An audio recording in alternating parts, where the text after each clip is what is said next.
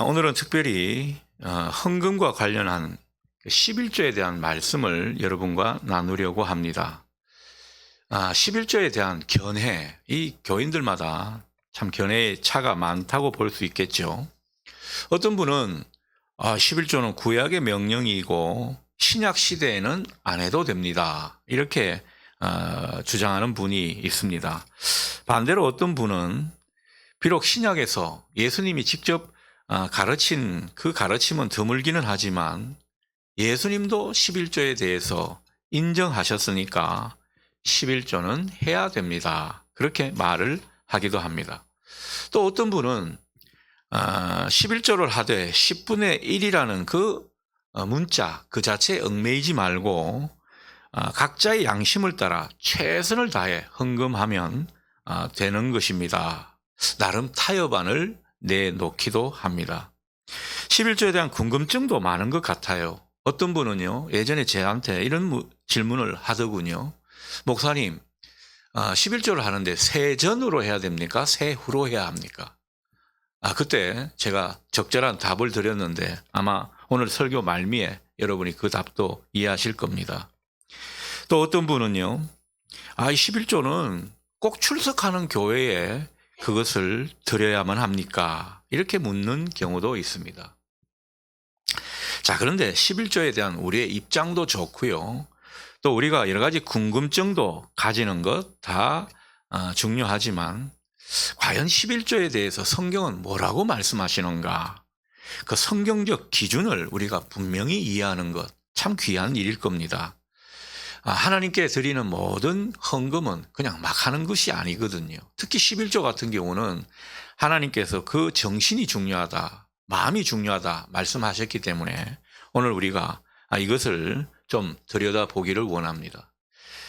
저는 우리 교회 담임 목사가 된 이후에 여태껏 11조에 관한 설교를 주일 설교에서는 한 번도 하지를 않았습니다. 딱 한 번 했는데 그게 아마 새벽 기도회 설교 때 한 것 같아요.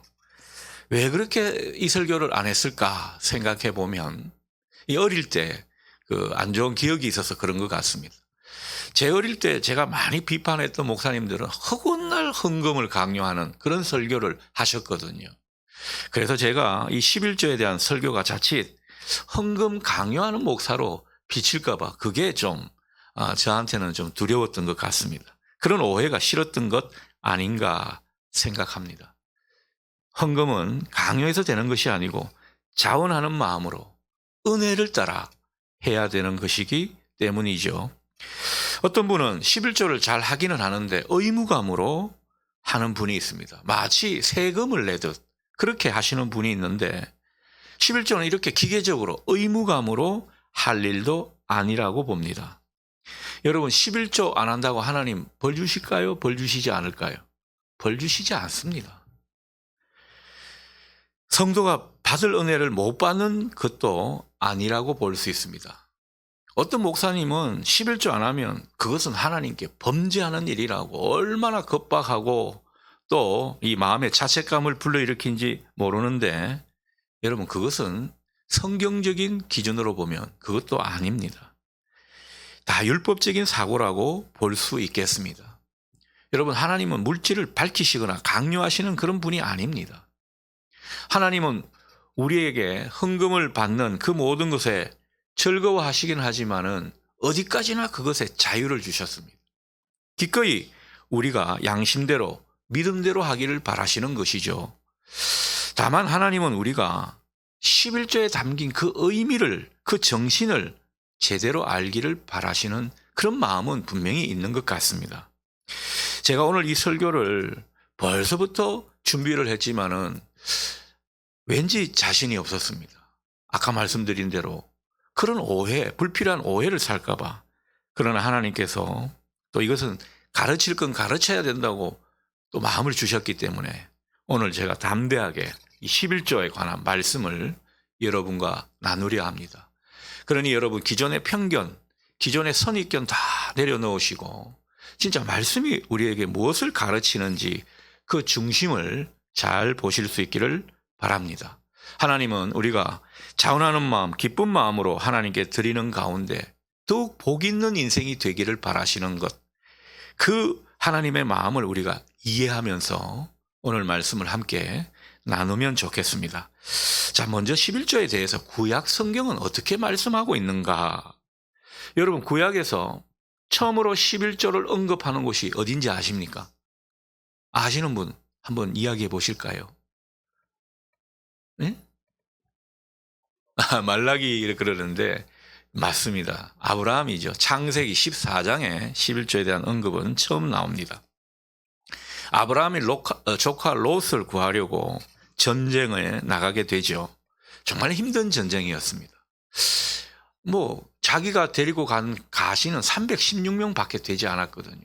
연합군이 있었다고 하지만은 그 전쟁에서 승리하기가 어려웠던 그런 전쟁을 마침내 승리하게 되었습니다. 그리고 승리하고 돌아오던 길에 살렘 왕 멜기세덱이라는 분의 영접과 축복을 받게 됩니다. 이때 아브라함이 멜기세덱에게 자기가 전쟁에서 취한 그 전리품 중에 10분의 1을 바치게 됩니다. 창세기 14장 18절에 보면 이때 멜기세덱이 아브라함을 영접할 때 떡과 포도주를 가지고 아브라함을 맞이했다. 그렇게 기록이 되어 있습니다. 여러분, 떡과 포도주 의미가 심장하죠. 지난주 우리가 떡과 포도주를 나누었지 않습니까?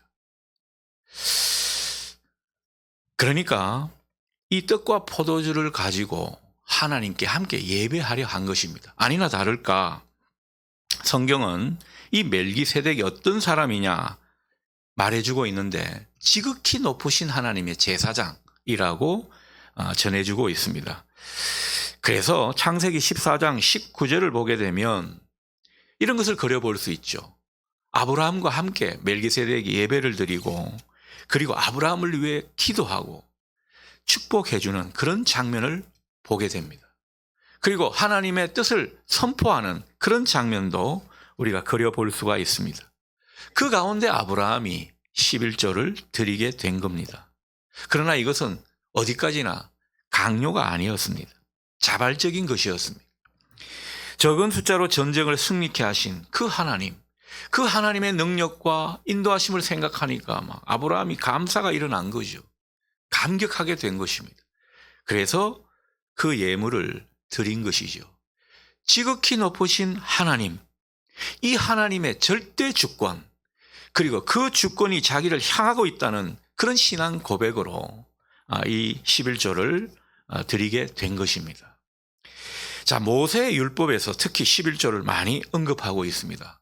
그래서 모세 오경 그러면 창세기부터 신명기까지죠. 이 율법의 11조에 대한 규정이 여러 차례 전해주고 있습니다. 율법은 땅의 소산과 소나 양의 10분의 1을 하나님께 속한 거룩한 것으로 엄격히 규정했습니다. 하나님의 것이니까 따로 구별하여 드려라. 이런 정신이 되겠습니다.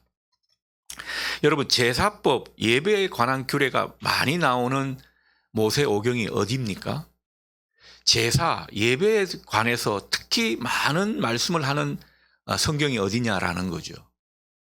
레위기서입니다. 그래서 이 레위기서를 보게 되면 예배는 어떻게 드려야 되고 이 예배자로 살아가는 사람이 어떤 규례를 따라 살아가야 하는지 말씀하고 있죠. 언제 레위기서를 좀 강의를 하면 참 좋을 것 같아요. 예배에 대한 깊은 성찰과 또 교훈을 얻을 수 있기 때문입니다. 자, 그런데 레위기는 특히나 11조의 중요성을 강조하고 있습니다. 레위기는 그 결론부에 해당하는 마지막 부분, 이 마지막 부분을 11조에 관한 말씀으로 마무리하고 있습니다. 나중에 한번 찾아보십시오. 레위기 27장 30절에서 33절을 보면 그런 내용이 나옵니다. 자, 이렇게 배치한 데는 뜻이 있겠죠. 11조를 드리는 것이 모든 계명의 완성이자 또 제사법의 완성이라는 그런 인식을 우리에게 심어주는 것입니다. 여러분, 제사법은 어떻게 보면 하나님과 교제하는 법이라고 할 수 있겠습니다. 하나님과 참되게 교제하는 그런 예배법을 레위기서가 우리에게 전해주는데 그 참되게 교제하는 제사법의 완성이 뭐냐? 11조를 드리는 것이라고. 그래서 그 11조를 드리는 가운데 하나님의 주권을 인정하게 하는 그것에 있다는 사실을 우리는 이해할 필요가 있습니다. 따라서 구약 성경, 특히 이 모세오경에서 말씀하고 있는 11조는요. 그 초점이 어디에 있는 것 같습니까? 하나님의 주권을 인정하는 데 그 초점이 있습니다. 하나님은 우리를 다스리시는 분이시다. 하나님은 우리를 인도하시는 분이시다. 하나님은 우리 삶의 모든 것을 주관하신다. 그래서 그 하나님을 우리는 인생의 주인이라고 부르게 되는 것이죠. 하나님은 우리의 인생의 주인이시고 하나님은 우리의 모든 것을 주시는 분이시고 우리의 모든 것은 다 하나님의 것이다. 또 우리의 모든 것이 다 하나님께 달려있다. 이런 믿음으로 드리는 예물이 11조인 것입니다. 물질은 하나님께서 우리에게 주셔야 되는 것이고 그래서 그 주신 것에 우리가 감사하면서 하나님께 드리는 헌물이 11조라는 것입니다. 모든 헌금이 아마 이런 의미가 다 포함되어 있을 겁니다. 그런데 유독 11조가 그런 의미가 많이 포함되어 있다라는 거죠. 그래서 하나님은 오죽하면 말라기서에서 너희가 이 믿음으로 11조를 드리게 될 때 내가 복을 주는지 안 주는지 나를 시험해 보라 이런 말씀까지 하셨겠습니까? 그만큼 하나님의 주권을 인정하라는 거죠. 그만큼 하나님 앞에 그 하나님이 다스리시는 것을 하나님이 우리 모든 것을 주관하시는 것을 고백하면서 하나님께 자원하며 믿음으로 하나님께 드려라 이것을 강조하신 것입니다. 그 가운데 하나님은 반드시 역사하신다는 이런 약속과 함께 말이죠. 자, 그럼 신약에서는 11조에 대해서 어떻게 말씀하시는가? 여러분, 예수님은 11조에 대해서 어떻게 언급하셨을 것 같습니까? 예수님은요, 11조에 관한 가르침을 직접적으로 하신 바는 없습니다. 예수님이 11조에 대한 언급을 할 때는 서기관들과 바리새인들을 책망할 때입니다. 이 서기관들, 바리새인들이 굉장히 종교 지도자들로서 모범이 돼야 되는 사람인데 이런 사람들이 외식하는 그 모습을 책망하시면서 이 11조에 대해서 간접적으로 언급을 하셨던 것이죠. 마태복음 23장 23절 그리고 누가복음 11장 42절에 그 내용이 나옵니다. 자, 예수님 당시의 바리새인들은요 11조를 드리는 일에 있어서 정말 철저했습니다. 11조뿐만 아니라 기도하는 것, 경건의 활동은 이분들 따라갈 사람이 없습니다. 그만큼 철저하게 했습니다. 아주 꼼꼼하게 계산해서 아주 칼같이 11조를 드렸던 분들입니다. 요즘도 보면은 이게 세전이냐 세후냐 정확히 따지면서 그렇게 하나님 앞에 11조를 드리는 분들도 간혹 보게 됩니다.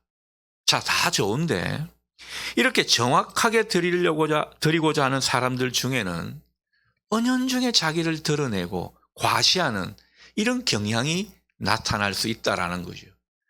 여러분, 제가 삐딱해서 그런지 어릴 때부터 헌금 많이 하는 장로님이나 또 이 집사님들 보면 은연중에 과시하는 걸 많이 보게 됩니다.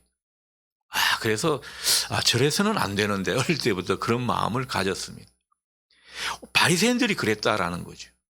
이분들은요 얼마나 자기를 과시하고 자랑했으면 하나님 앞에 드리는 그 기도 가운데도 자기들이 얼마나 11조를 잘했고 자기들이 기도를 얼마나 잘했고 이런 것을 하나님 앞에까지 과시하는 모습이었습니다. 그래서 바리새인의 기도가 있고 세리의 기도가 있는데 바리새인의 기도는 순지자랑이고 자기 의를 드러내는 기도라서 하나님이 물리치셨고 세리는 그저 하나님 앞에 나를 불쌍히 여겨주십시오 이런 마음이 있으니까 그 기도를 받으셨다고 성경은 전하고 있습니다. 문제가 무엇입니까? 11조 잘하고 기도 잘하고 예배 잘 드리고 주일 성수 잘하는 거 참 귀한 일인데 이게 나를 드러내고 과시하고 그것으로 인해서 다른 사람을 정죄하는 이런 일이 되어서는 안 된다는 것입니다. 그래서 예수님은 이 바리새인들을 가르치면서 이런 말씀을 덧붙이셨습니다. 너희들이 하나님 앞에 잘 바친다. 11조 참 잘한다. 그러나 너희들에게는 공의와 정의가 없다. 너희들은 믿음이 없이 하나님께 바칠 뿐이다. 너희들은 하나님과 이웃에 대한 사랑이 그 속에 없다. 그러니까 헌금은 잘하고 행위로 드러나는 모습은 칭찬받을 만한 모습인데 그 알맹이가 없다는 것입니다. 헌금 잘하면 무슨 소용이 있냐라는 거죠. 진짜 하나님께 걸맞는 하나님 자녀다운 그 모습이 있어야 된다라는 거죠. 그래서 구약 성경은요, 이런 11조만 강조한 것이 아니라 마음을 강조했습니다. 하나님의 마음. 그것이 공의의 마음이고 또 하나님을 향한 믿음을 요구하셨고 그리고 하나님을 향한 사랑 그리고 이웃에 대한 긍휼함. 이런 것 없이 그저 자기 이익만 챙기면서 더 복만 받으려고 하는 가운데 하나님께 바치는 것은 소용이 없다라는 겁니다. 그래서 주님은 구약의 그 11조를 폐기하신 것이 아니고 이 신약에서 그 11조 정신을 말씀하시면서 완성시키신 것이라고 볼 수가 있겠습니다. 주님이 늘 말씀하셨죠. 나는 율법의 마침표가 아니다. 율법을 완성하러 왔다. 율법을 폐기하러 온 것이 아니라 그 율법을 통해서 복음의 그 깊이와 넓이를 우리에게 알려주시고자 하신다는 그런 말씀을 주님은 하신 것입니다. 여러분, 구약과 신약은요, 따로 떨어져 있는 것이 아니에요. 이 구약의 완성이 신약인 거죠. 구약은 율법이 초점이고 신약은 복음이 초점인 것입니다. 자, 그래서 주님은 11조를 폐한 것이 아니라 11조 정신을 완성한 것이라고 할 수가 있는데, 그래서 주님은 특별히 11조 정신, 그것을 강조하신 것입니다. 아까 말씀드린 대로 의와 믿음과 사랑을 따라 그렇게 하나님 앞에 11조를 드려야 된다라는 것을 강조하신 것입니다. 하나님은 물질을 밝히시는 분도 아니고 그냥 11조만 바치고 드린다고 그냥 넙죽 받으시는 분이 아니라는 겁니다. 거기에 걸맞는 삶이 있어야 되고 거기에 걸맞는 예수님 닮은 모습이 있어야 된다는 점을 강조하신 것입니다. 그것의 초점이 의와 긍휼과 믿음, 사랑인 것을 말씀하신 것이죠. 그래서 마태복음 23장 23절 마지막에 보면 이렇게 말씀합니다. 이것도 행하고 저것도 버리지 말아라. 이것이 무엇입니까? 율법에서 중요한 요소인 정의와 긍휼, 믿음을 가리키는 거죠. 이런 것들은 행하여야 된다 말씀하고, 그리고 그것은 11조를 의미하는 것인데 그 11조도 버리지 말아라 말씀하고 있는 것입니다. 자, 그럼 오늘 본문에서는 뭐라고 말씀하시는가 우리가 한번 보죠. 22절에서 하나님은 매년 토지 소산에 11조를 드리라 말씀합니다. 자, 그런데 22절에 보니까 뭔가 좀 걸리는 표현이 하나 나옵니다. 마땅히. 아니, 뭔가 자원하는 마음으로 드리라 그래 놓고 마땅히 이런 부사를 쓰고 있단 말씀이죠. 뭐 의무사항인가? 이렇게 오해를 하게 되는 그런 내용이 되겠습니다. 그런데 23절 하반절에서 주님이 뭐라고 말씀하시죠? 11조 드리는 것으로 하나님 경외하는 것을 배우라고 그렇게 말씀하시고 있고, 또 26절에서 내 마음에 원하는 이 표현을 두 번이나 반복하시는 것을 보게 되면 11조는 의무사항이 아니고 자원하는 것이다. 하나님을 사랑하고 하나님을 주인으로 인정하는 우리의 신앙의 고백이자 결단이다. 이런 말씀을 하고 있는 것입니다. 자, 그런데 하나님께서 마땅이라고 하셨을 때는 또 다른 의미가 있을 거예요. 여러분, 하나님께서 마땅히 11조를 드려야 한다 이렇게 말씀하신다면 이것은 그 속에 하나님의 복이 전제되어 있다는 점을 일깨워 주시는 것입니다. 여러분, 하나님은 복 주시는 하나님이세요. 축복의 근원이 바로 하나님이십니다. 그래서 하나님께서 복 주시는데 자신이 있기 때문에 너희는 마땅히 드려라. 내가 너희들에게 채워주겠다. 이런 약속을 당당히 하시는 것이죠. 어떤 분은 생각할 겁니다. 11조 드리면 나는 뭐 먹고 사나? 근데 이것은 믿음의 영역이기 때문에 하나님께 드려도 충분히 먹고 살 수 있는 것을 경험케 해주시겠다. 하나님이 다 채워주신다. 이런 약속을 이 속에서 하고 있는 겁니다. 여러분, 하나님은요, 하나님께 드리는 것도 다 하나님이 주셔서 우리가 드리게 하신다라는 거죠.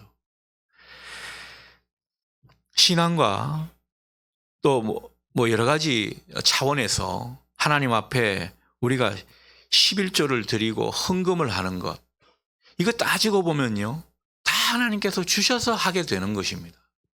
그래서 11조라는 것이 내가 이렇게 하면 하나님 주십시오, 거래와 조건이 아니고 하나님께서 주신 것에 대해서 우리가 깨닫고 감격해하면서 그 은혜를 생각하면서 하나님이 우리 인생을 이렇게 인도하시는군요. 모든 것이 하나님의 것입니다. 그래서 전체를 드리지는 못하지만 하나님이 말씀하신 대로 제가 10분의 1을 드리겠습니다. 이런 믿음을 우리에게 보시고자 하신다라는 겁니다. 여러분, 이런 믿음이 있는 사람, 내가 드릴 때 하나님이 채워주신다는 이 믿음이 있을 때 우리는 즐거이 하나님께 드릴 수 있습니다. 여러분에게 이 체험이 있기를 바랍니다. 저도 예전에는요, 이 부목사 때인데 굉장히 금전적으로 쪼들릴 때가 있었습니다. 여러분, 한 번씩 뭐가 일이 막 겹치고 뭐 어디 아프고 뭐 또 교육비가 갑자기 많이 늘어나고 이러면은 돈이 많이 쪼들릴 때가 있지 않습니까? 사람 사는 게 다 그렇습니다. 돈 나갈 때가 많은 가운데, 그런데 11조를 드릴 수가 없는 겁니다. 분명히 사례비는 받았는데 11조를 못 드릴 상황이 돼버린 거죠. 그래서 참 마음이 안타까웠습니다. 그러면서 기도하는 가운데 그래도 목사인데 내가 11조부터 드려야 되지 않겠나, 다른 것은 모르겠다, 이런 마음이 들었습니다. 그래서 딴 거 생각하지 않고 11조를 먼저 하나님께 드렸더니만 참 희한하게도 그 11조만큼 하나님이 채워주시는 것을 제가 체험을 했습니다. 이걸 뭐 늘 체험하는 건 아니죠. 늘 그런 것을 의식하는 게 아닌데, 특별히 어려운 가운데 11조가 얼마나 하나님께서 역사하시는가를 목사가 알아야지 또 전할 거 아닙니까? 그래서 그 체험을 하게 해 주신 줄 압니다. 제가 정말 이걸 드리면 어떻게 될지 계산하지 않은 가운데 드렸을 때 어떤 한 집사님이 사업하는 분인데 느닷없이 목사님 수고한다고 저한테 돈 봉투를 전해주는 것입니다. 제법 많았습니다. 이걸 이제 내가 받아야 되나 우려가 되었지만은 기도해 보니까 이건 그래도 하나님이 보내신 까마귀였구나, 그런 생각이 들었습니다. 그전에는 뭐 이렇게 성도님들이 챙겨주신 거 제가 잘 안 받았거든요. 저도 자존심이 되게 세가지고 그런 걸 잘 안 받았습니다. 전도사 때는. 근데 정말 어려운 일에 처하고 보니까 이것도 하나님의 통로겠거니 생각하고 받았는데, 가만 보니까 그게 딱 11조만큼이었습니다. 얼마나 기가 막혔는지 모릅니다. 늘 11조를 드릴 때 이런 것을 실감하지 못했지만, 그런데 어려운 가운데 11조를 우선하는 그런 믿음 가운데 하나님이 이런 것을 체험케 해 주셨다라는 거죠. 아마 11조를 하시는 분들은 다 이런 체험이 있을 겁니다. 그 체험이 있기 때문에 또 하게 되는 거죠.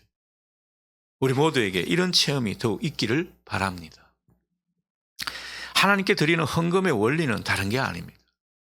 드리면서 하나님을 체험하는 겁니다. 드리면서 또한 누리고, 드리면서 또한 동시에 하나님을 알게 되고 배우게 되는 겁니다. 하나님이 이렇게 역사하시는구나. 우리가 이 물질을 통해서 하나님이 역사하시는 것을 체험해 봐야 합니다. 그런데 믿음의 도전도 없이 이걸 어떻게 체험할 수 있겠습니까? 23절에 보면 곡식과 포도주와 기름의 11조를 소와 양의 첫 새끼와 함께 하나님 앞에 가져가서 드리고 또 먹으면서 뭐라고 하시죠?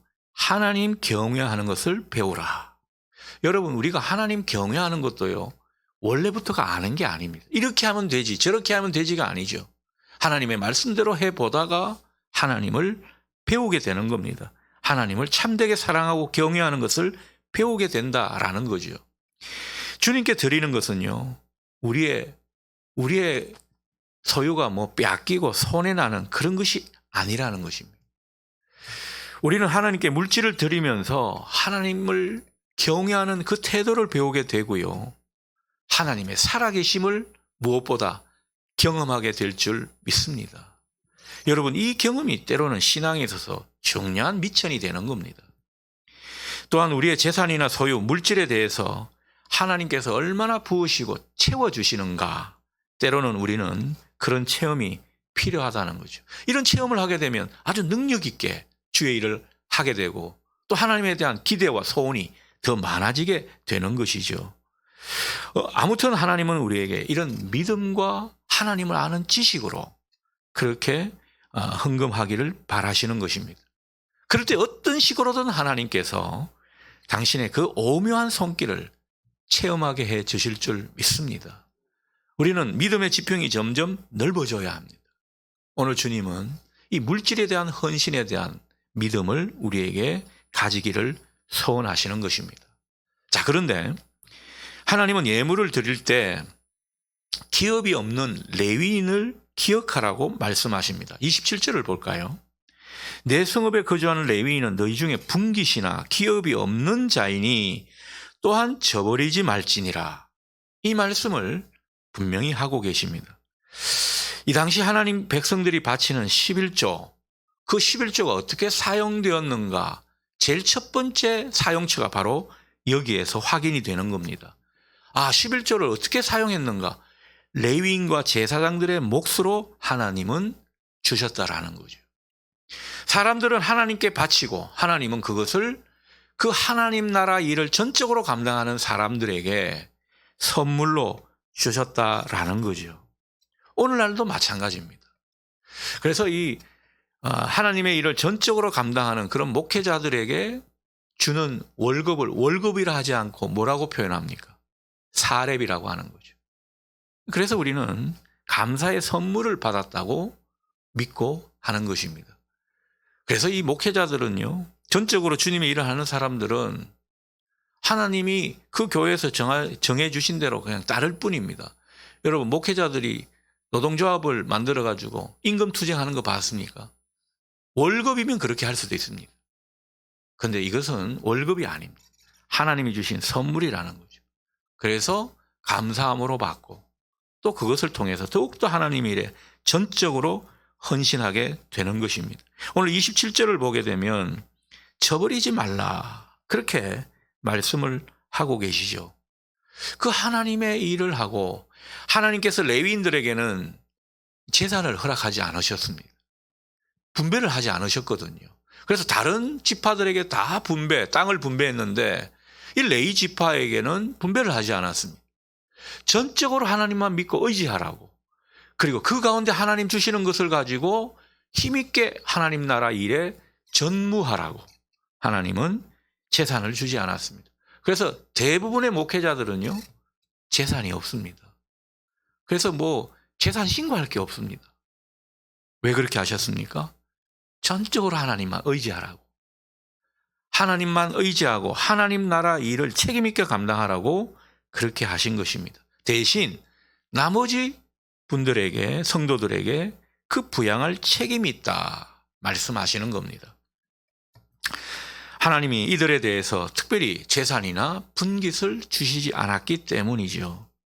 그래서 이 말씀의 근거를 따라서 오늘날 교회 전임 사역자들에게 교회에서 사택도 제공하고 생활비를 책임지는 그 모든 것이 다 여기에서 연유하게 된 것입니다. 그러니까 11조는 하나님께 드리는 것인데 그 11조는 굉장히 현실적으로 사용된 것입니다. 하나님 나라를 위해 전적으로 일하는 그 사람들의 생계를 책임지는 일에 사용되었고, 또 성소나 성전을 유지하고 관리하고 운영하는데 이것이 쓰이게 된 것입니다. 그래서 오늘날도 이 성막이나 성전은 하나님 나라를 예표하는 거지 않습니까? 하나님께서 왜 성막을 주셨고 왜 성전을 주셨겠습니까? 하나님을 만나는, 그 가운데 하나님 나라를 이루어 가라고. 그래서 말씀을 배우고 그 말씀에 따라 살고 순종하는 가운데 우리의 모든 삶의 영역이 하나님 나라로 바꾸어지는 이런 일을 위해서 그 일을 전적으로 하는 사람을 부르신 것입니다. 오늘날도 이 하나님 나라 전초기제가 어디입니까? 교회죠. 교회 공동체입니다. 구약시대에는 성전이라는 그 건물이 하나님의 집이었다면 신약시대에서 하나님의 집은 어디입니까? 바로 우리 공동체입니다. 교회 공동체죠. 그래서 교회는 건물이 아니고 공동체라고 할 수 있겠습니다. 근데 이 공동체지만 이 공동체를 유지하고 또 이끌어 나가는 데는 돈이 필요하죠. 그래서 하나님은 거기에 합당한 그런 어떤 돈의 사용처를 목적으로 두시고 신약 시대에도 11조를 하게 하신 것입니다. 28절에서 29절을 보게 되면 또 하나 더 이어지죠. 매 3년마다 바치는 11조 규정을 또 부과해서 말씀하고 있습니다. 아니 11조를 바쳤는데 매 3년마다 11조를 바친다. 이걸 산술적으로 따져보면 30분의 1을 더 바치도록 하셨습니다. 10분의 1 외에 30분의 1을 더 바치게 하셨습니다. 이것은 그 성격이 구제헌금이라고 볼 수가 있겠습니다. 그래서 오늘 그 말씀을 보면 가난한 레위인과 나그네, 고아와 과부들에게 주어서 그들로 배부르게 하라. 그렇게 말씀하고 있습니다.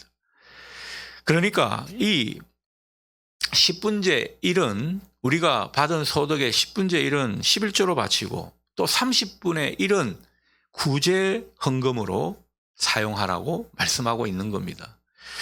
그래서 저 같은 경우에는요, 이것을 아주 철저하게 따릅니다. 그래서 제 사례비의 30분의 1을 구제헌금, 그 사랑의 손길, 그리고 장학헌금, 또 선교헌금 그렇게 쓰게 되는 것이죠. 바치게 되는 것이죠. 하나님은요, 공동체만 생각하는 것이 아닙니다. 이 공동체 밖에 담장 너머에까지 우리가 구원의 손길이 펼쳐지게 하기 위해서 이런 구제헌금을 말씀하고 있는 거죠. 그래서 우리 노예 소속된 어떤 교회는요, 매달 정의헌금 그런 명목으로 이것을 이제 성도들이 자발적으로 우리 교회뿐만 아니라 다른 이웃들, 다른 교회, 교역자들 헌금하라고 그렇게 가르치기도 합니다. 어떤 식으로든 우리 공동체뿐만 아니라 또 어려운 이웃들과 또 어려운 목회자들을 돕는 일에도 기꺼이 11조가 사용된다는 것을 우리에게 가르쳐 주는 것입니다. 그러니 11조의 용도는 크게 세 가지죠. 하나님 나라와 교회 사역을 전적으로 감당하는 이 목회자들, 직원들, 우리 교회는 직원이 따로 없습니다만 조금 큰 교회는 다 직원들이 있지 않습니까? 거기에 대한 생활 보장에 쓰이는 것이고, 또 한 가지는 하나님 나라 공동체인 교회를 운영하고 유지하고 거기에 따르는 시설을 관리하는, 그리고 복음 전파를 위한 그 일에 사용하도록 그렇게 하신 것입니다. 마지막으로 가난하고 어려운 그런 이웃들, 그런 어려운 교회 목회자들 돕도록 하나님께서 제도와 장치를 마련하신 것이 바로 11조 헌금이라는 거죠. 이것은 전적으로 하나님께서 하나님 나라 확장을 위해 그렇게 하신 것입니다. 여러분, 우리가 하나님 나라를 확장하는 일에 관심이 없고 그것이 귀하게 여겨지지 않으면요, 이 일에 동참할 수가 없습니다. 여러분, 하나님 나라 확장은 어떻게 이루어지는 것입니까? 하나님이 우리 삶을 지도하시고 주관하신다, 하나님이 우리 인생을 이끌어 가신다 믿고 하나님이 주신 말씀에 순종하는 것으로 이루어지는 겁니다. 하나님의 뜻이 이루어지는 것이 하나님 나라가 이루어지는 모습이라고 볼 수 있겠습니다. 그래서 교회 공동체에도 말씀 사역이 중요한 것이죠. 예배 사역이 중요한 겁니다. 이 일을 위해서 우리가 함께 동참하게 되는 거죠. 그만큼 하나님 나라를 귀하게 여기기 때문입니다. 그래서 우리가 이런 11조에 관련된 하나님이 가르쳐 주신 지식을 바탕으로 하나님께서 이 11조 정신을 특별히 당부하시는 그 내용을 우리가 생각하면서 기꺼이 하나님 앞에 자원하는 마음으로 바치게 하신 것이 바로 11조인 것을 보게 되는 것입니다. 하나님은 말씀하십니다. 너희들은 나에게 바쳐라. 내가 너희가 바친 만큼 반드시 보존해 준다. 아니, 그 이상으로 갚아준다.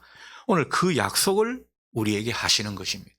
그 약속이 없고 그 약속에 대한 믿음이 없으면요, 11조는 의미가 없는 것입니다.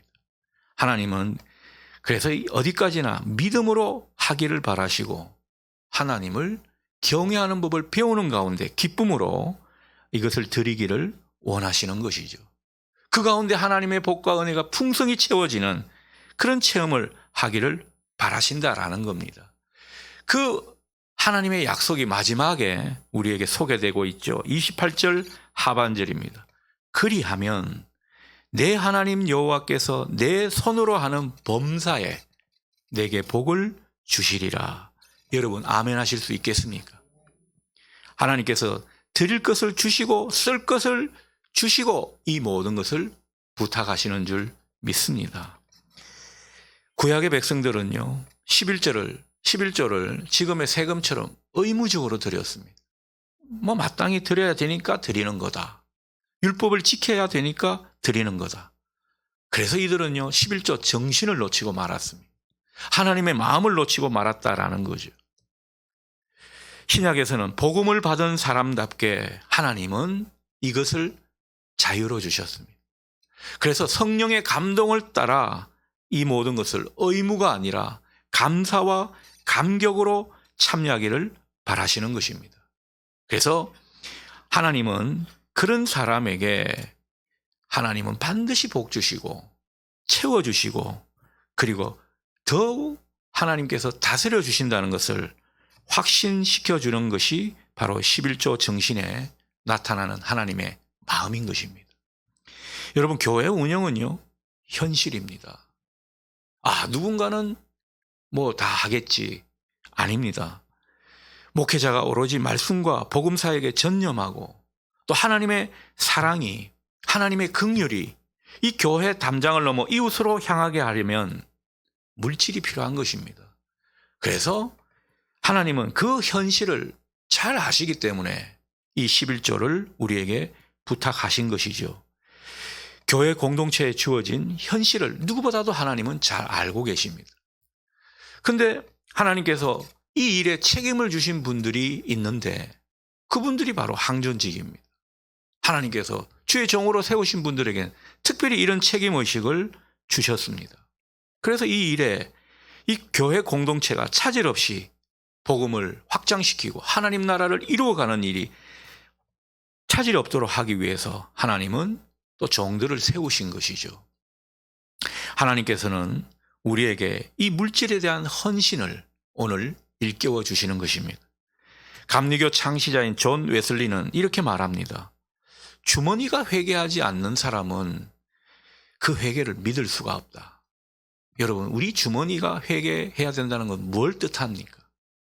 예수 그리스도를 믿고 주님을 따르는 가운데 이 물질관이 바뀌지 않고서 물질에 대한 헌신이 우리에게 있지 않고서 우리는 진정 교회를 사랑하고 공동체를 위한다 할 수 있겠냐라는 것입니다. 그래서 하나님 나라를 이루어가고 또 더욱더 복음이 확장되고 우리 그리스도의 받은 그 사랑과 은혜를 이 담장 너머로 확장시키는 그 일을 위해서 우리는 오늘도 책임과 성실함으로 하나님 나라에 서 있으라고 우리에게 부탁하시는 것입니다. 어디까지나 믿음으로 헌신하기를 바라시는 거죠.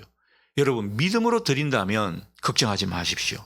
그리고 율법 11조의 정신을 따라 참여한다면 하나님께서 정말 이 부분에 대해서는 반드시 확인시켜 주실 것입니다. 얼마나 하나님이 채우시고 복을 주시는가 말이죠. 그러니 여러분 계산하지 말고 하나님을 경외하는 법을 배운다는 심정으로 물질의 주인이신 그 하나님을 더욱더 모시고 누리고 또 그분을 따라 사는 저와 여러분 되실 수 있기를 바랍니다. 기도하겠습니다.